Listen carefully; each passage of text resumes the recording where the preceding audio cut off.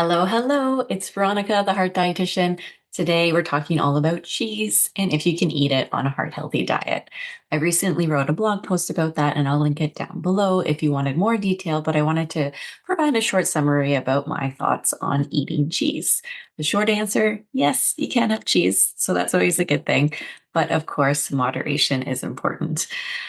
Now, before we jump into what that looks like, I wanted to review some of the nutrients we're limiting on a heart healthy diet. So I didn't say avoiding, I said limiting. And some of the nutrients that come to mind are cholesterol, saturated fat, and sodium. So let's start with cholesterol. Well, limiting dietary cholesterol that we consume is something I hear a lot when I'm working with clients. And they're concerned that if they eat cholesterol found in food, their blood cholesterols are going to go up. However, that's not necessarily the case. It was something we once thought was a factor in increasing our LDL cholesterol levels, but in fact, research has disproved this, and it's not the cholesterol that we eat that increases our blood cholesterol, but more the nutrient saturated fat. So even though cheese has some dietary cholesterol, I wouldn't really worry about that. So let's look more into that saturated fat. As I mentioned, saturated fat is a nutrient that we don't want to eat too much of because it can play a role in increasing our LDL cholesterol levels. When we look to the guidelines, the American Heart Association says that we can have some saturated fat, but we don't want to have too much. So they recommend about 5 to 6% of our calorie intake for the day. And the example that the American Heart Association provides is if you are consuming 2,000 calories, then you need to limit your saturated fat intake to about 13 grams a day. So that's when you can look at the nutrition facts panel of the cheese you're consuming to see how much that cheese portion you're consuming and what the exact saturated fat amount is. And then you can kind of put it in your budget for the day. What are some other high saturated fat foods? Well, you want to think about the fat that's hard at room temperature. So things like butter come to mind, marbling of animal meat, and of course, cheese. What else would be coconut oil, palm oil? Remember just the hard cheeses. Just think about the hard fats. So if you had them on your countertop and they're still hard, that's usually saturated fat. So you want to be limiting the amount of overall saturated fat in a day, but again, you don't have to eliminate it, right? You don't have to have 0 grams. You just want to stay under that 5 to 6% of your daily calories. So the amount of saturated fat that you can consume in cheese depends on what else you're consuming during the day. Are you having butter? Are you having coconut oil? Are you eating animal meats at each of your meals?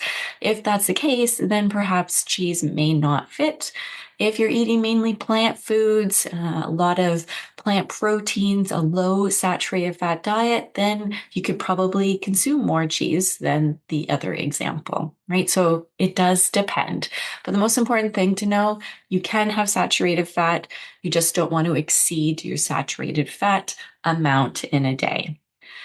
And then the last nutrient we want to talk about, the third one, was sodium. So on a heart healthy diet, we do want to limit our sodium intake to no more than 1,500 to 2,000 milligrams a day. It depends on the person and their health conditions, of course, but sodium is found in cheese. So hard cheeses like cheddar or cheeses found in brines like feta would be higher in sodium than softer cheeses like goat cheese or mozzarella come to mind. Again, sodium doesn't have to be eliminated in the diet.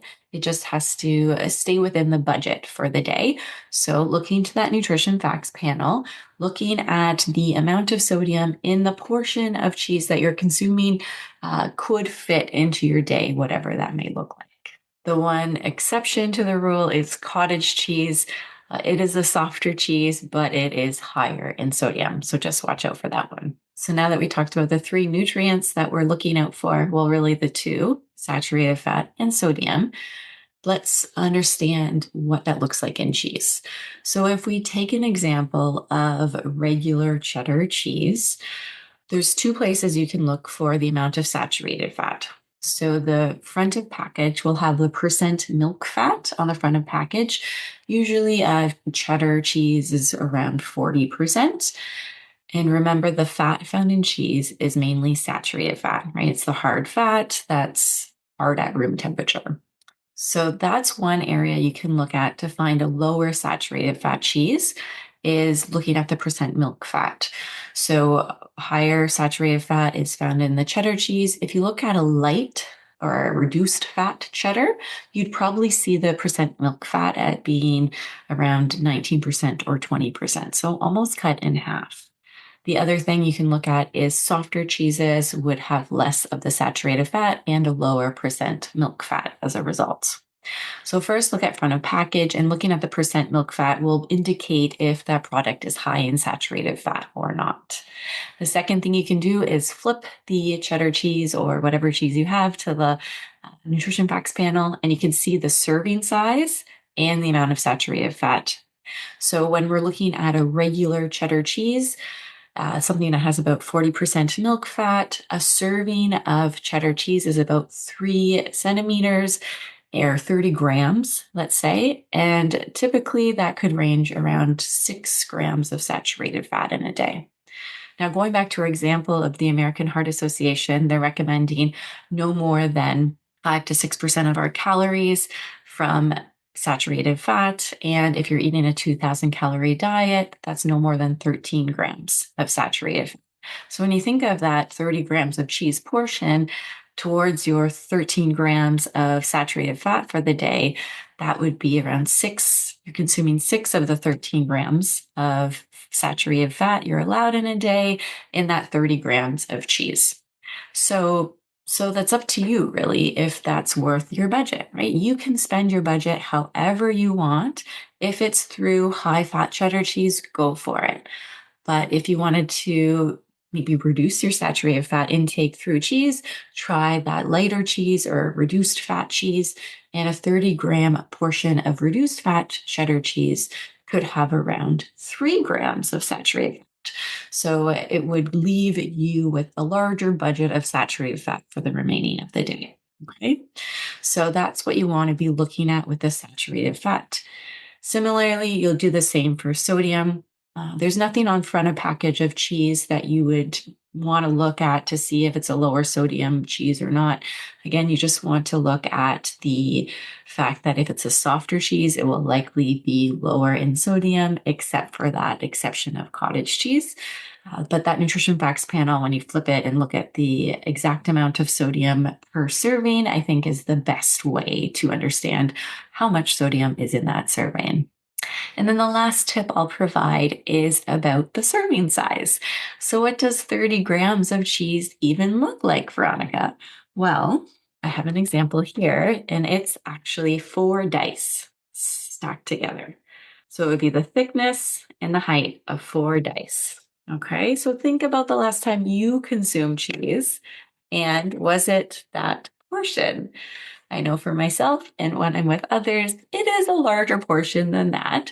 So again, if you're consuming double that 30-gram portion and it's regular cheese, that can be upward to 12, 13 grams of saturated fat just in that serving of cheese alone. Right. So that's really important to watch how much cheese you are consuming. You could also use your thumb as a reference. It'd be like 4 dice again, stacked up together. So I hope that helps you determine about fitting cheese into your heart healthy diet. It definitely can work, but how often, how much, what type of cheese is all up to you. And of course, if you want more personalized advice, I'm around. So feel free to reach out and we can look at your intake, your diet in more detail. So that was one of the most frequently asked questions I receive as a heart dietitian. Check out my blog post for more information, or if you have other questions that you want me to answer, feel free to put them in the comments below. I'm always looking for new inspiration. Okay, hope everyone has a wonderful rest of the day. Bye for now.